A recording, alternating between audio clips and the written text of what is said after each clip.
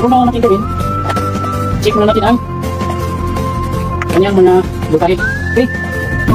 Okay, kaon. Check muna natin.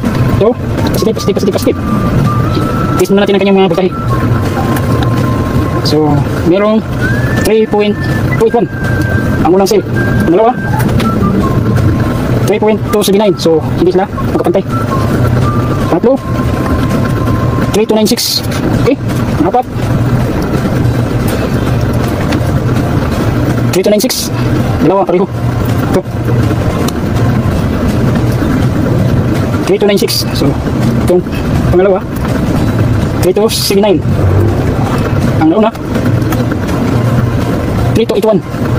So, ang ating first move, ating unang gawin ito, i-equalize natin ito. Submit natin ito ang bus bar. Atin itong i-parallel ang apat negative.